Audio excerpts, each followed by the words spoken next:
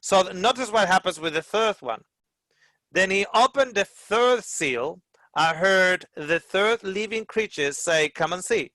So I look and behold a black horse, and he who sat on it had a pair of scales in his hand.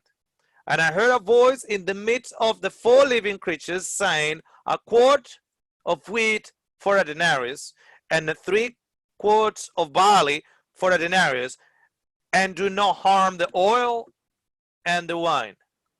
Question: when you buy a quart of wheat for a denarius, is that expensive or cheap? That's extremely expensive. Extremely expensive. Okay, well, think historically again. We have the gospel with the stain of God's character going around like crazy. Bible society, missionary society, etc., etc., etc. Then we have the red horse giving power to men to kill each other. Then we have the wars of independence, civil war in America, first, and then builds up to First World War, etc. Okay, the horse is still running. The white horse is still running, by the way. The red horse is still running. So then after the second horse, you got a third horse here, and now we have, now what would you call when you have to pay a denarius? You need to pay a year's wage or a week wage for a piece of bread. What would you call that? What's economic stage would you call that? Hyperinflation of currency. Which leads to what? Depression. Yes.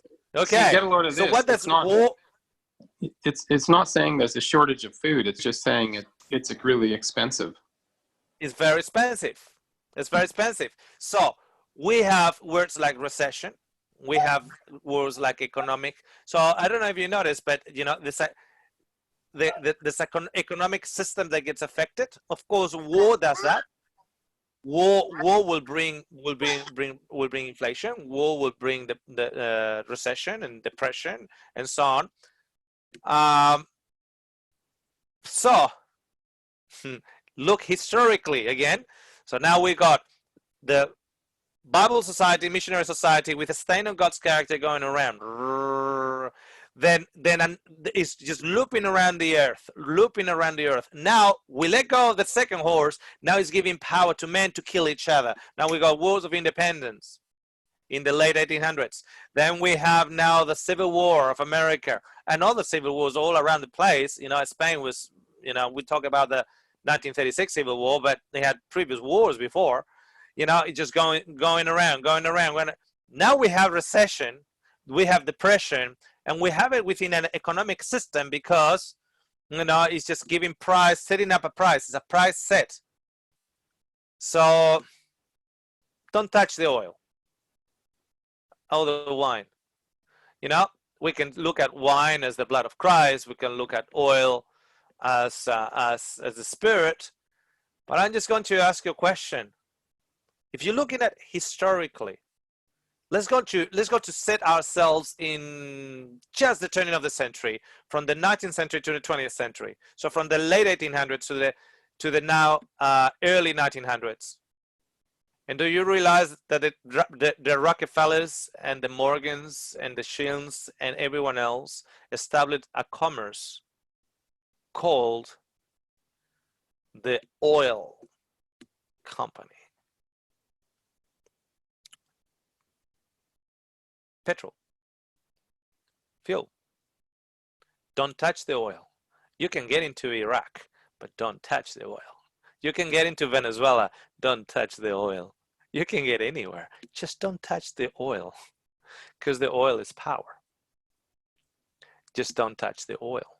Now, don't touch the oil, and the wine can also be don't touch the rich.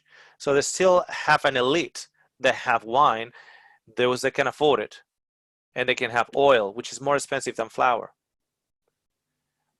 There's a different ways. You can even say, that even during that time, there will still be a pure gospel being preached. The blood, the wine representing the blood, and the oil representing the spirit. It could actually be a number of things. I don't know. What are your thoughts? One of the things that really stood up, chronologically speaking, is like there is a economic system established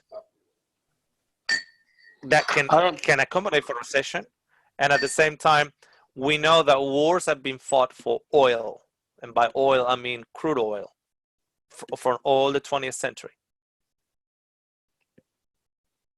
Any thoughts? I have a totally different theory. I just go literal. I discovered by doing a search on it that both olive oil and the wine industry boom in times of drought. I'm trying to find a news link that I found 10 years ago. It was about a drought in New Zealand. And they were saying that because of the drought, they were having a booming olive oil crop, because what olives do is they let out their moisture, but they hold in their oil, so they have a much higher oil to weight content, and it's extremely high quality. And something similar happens when there's a drought to the wine industry, is they end up not having to spray the vines for rot, and they can actually make organic wine, and it's a much higher quality wine that comes in much sooner.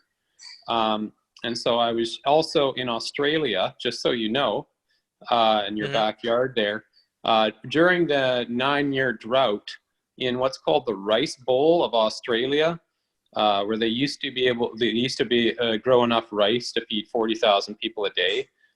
When the price of water went from $40 a megaliter to $1,200 a megaliter, the only crop that most farmers could afford to grow was vineyards. So they all started actually plowing over their citrus orchards and getting rid of their rice fields, and they all started growing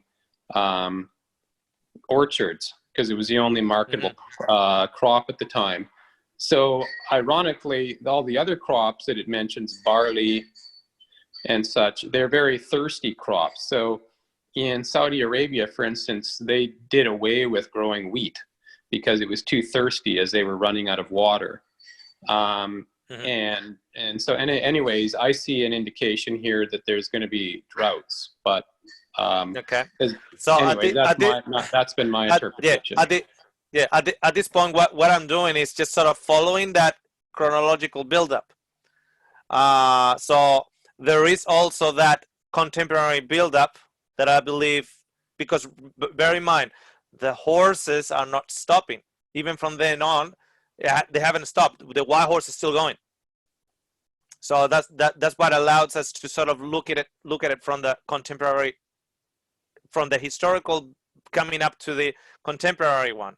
Okay, let me explain it with this. You have the first century church, Ephesus. We're going to give Ephesus a violin. We have the first seal, the wild horse. We're going to give the wild horse a cello. And then we have the first trumpet. Let's going to give the first trumpet like a flute, like one of those crossing flutes, whatever the name are. The flute. Okay. So we got Ephesus. I want you to notice the concert here. So I am the director, and I just go Ephesus, and Ephesus starts playing the violin. And then I go Smyrna. Smyrna starts playing the violin. You know, let's say, you know, lie down, the persecuted church, and etc. Like from a chronological point of view. But Ephesus has not stopped playing. The second violin plays. The first violin hasn't stopped. Now, then I go Pergamos, and Pergamos joins in. But the other two haven't stopped.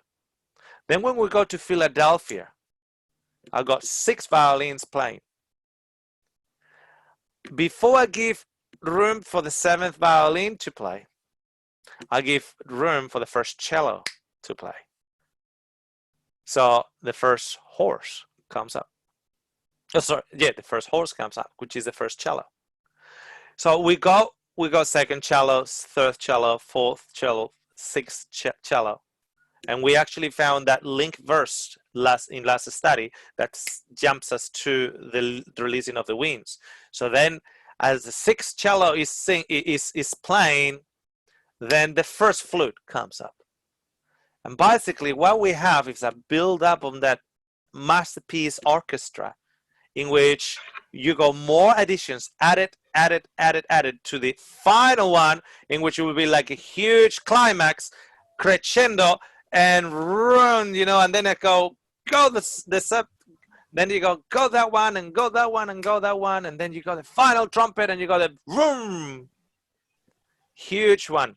Notice also that when the walls of Jericho fell, in the last day, there wasn't one trumpet; it was all the trumpets that played at the same time. Okay,